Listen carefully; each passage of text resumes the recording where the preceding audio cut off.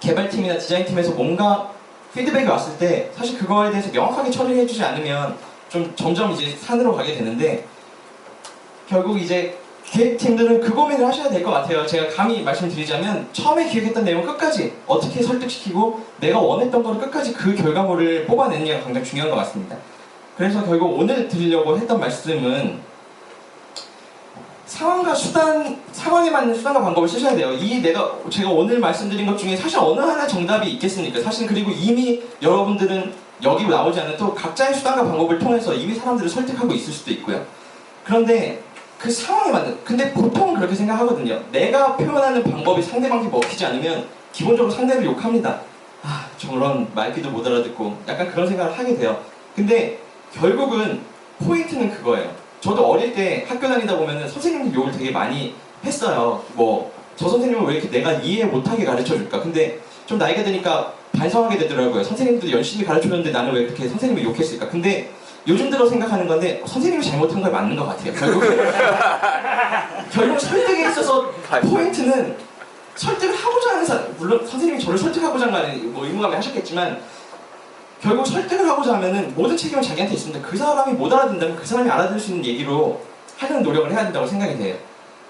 근데 이 모든 게 다 통하지 않는 단 한 사람이 있다면 사실은 보스입니다. 이거 뭘 갖다 줘도 보여주든 보스는 사실 씨알도 안 먹히는 경우가 많아요. 특히나 고객사 같은 경우는 더 그렇고.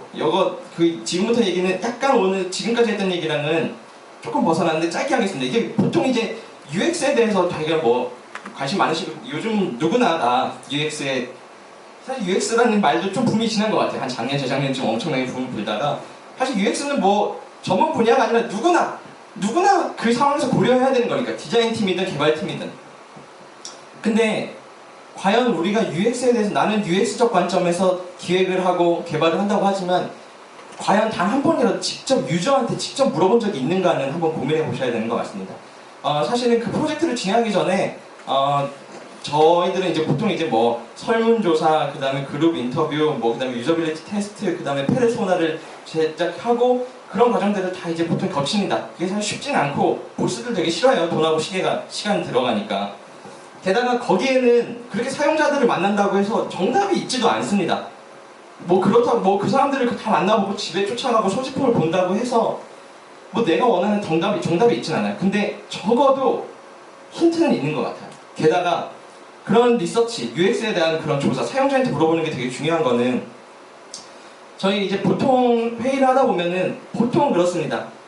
하나 이제 하면은 내 생각엔 그거 아닌데 내 생각에는 요즘 트렌드가 이거니까 이렇게 해야 돼. 내 생각엔 그런데. 그래서 결국 몇 시간을 싸우고 결론을 내고 하나 딱 결론을 내서 가려는 순간 보스가 문 열고 들어와서 내 생각 그거 아니다 하면 그냥 끝나는 거예요. 근데 이제까지 2시간 회의를 했건 간에 그 상황에서 기획팀이 디펜스를 대표님, 사장님, 팀장님 제 생각엔 그렇지 않은데요 라고 얘기하는 건 사실 의미가 없어요. 그걸로는 사실은 절대 어떠한 프로토타이핑을 가져가든 간에 설득할 수 없거든요.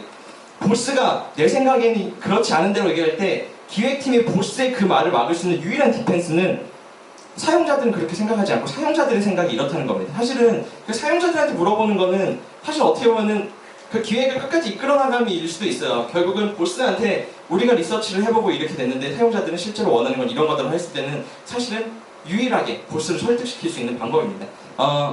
UX에 대해서 고민 많이 하실 텐데 너무 어렵게 생각하지 마시고 그냥 주변 친구들이라도 만나서 일단 자기가 생각하는 걸 사용자들한테 물어보는 과정이 굉장히 중요합니다. 유저한테 물어보시고 스스로에게 너무 묻지 마세요. 사실 UX는 그래서 죄송해요. 혼자 생각하고 되게 괜찮다고 생각했는데 막상 여기서 얘기 들으니까 굉장히 지금 민망한 부분이 있습니다. 자, 그런데 제가 그러면 짧게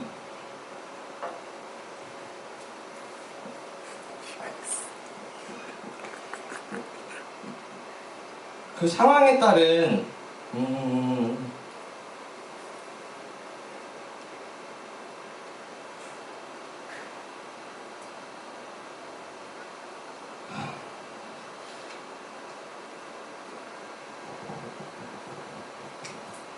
사실 그 상황에 따른 걸 만드는 게 되게 중요합니다. 이거는 제가 이제 개발을 안 했지만 그때 준비했던 거는 대충은 이래요.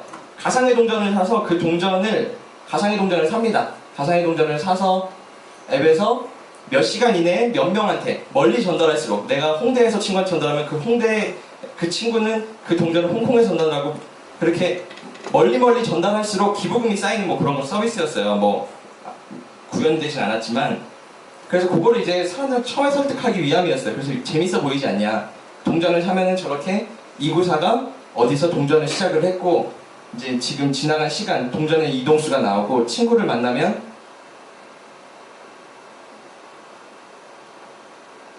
친구를 만나서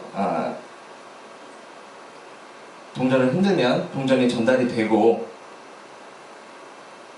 그 다음에 동전이 그렇게 전달이 되면은 자연스럽게 내 그 뉴스에는 누구한테 전달이 됐고 지금 어디서 동전의 총 이동거리가 얼마고 지금까지 쌓인 기부금이 얼마고 또 그렇게 전달하는 순간에는 당연히 SNS를 통해서 이제 바이럴하게 홍보가 되고 그러면 뭐 이구사님이 지금까지 기부가 얼마나 됐다 그런데 알려지고 간단하게 그 프로세스를 살펴보면은 동전이 전달될수록 동전의 이동거리도 늘어나고 기부금도 쌓이는 뭐 형태다. 그리고 마지막에 기부가 완료되면은 이 기부금은 뭐 나이키에 후원하고 기부를 누구누구가 해서 기부를 했다. 이런 증명서가 간다는 거를 이렇게 파워포인트로 해서 준비를 했었습니다. 근데 사실 이것만 가지고 계속 사람들을 설득할 수는 없어요. 결국은 이제 뭔가 이거를 기업에 제안을 해야 되고 또 뭔가 이걸 진짜 진행하기 위해서는 또 다른 방식의 표현이 필요합니다. 그래서 이제 실제로 기업에 제안할 때는 또 다른 방식의 또 방법을 택하는 거죠. 뭐 간단하게 프로세스는 이렇고 너네랑 같이 하면은 뭐 이런 식이 될 거다. 이거 그냥 파워포인트로 다 그린 겁니다.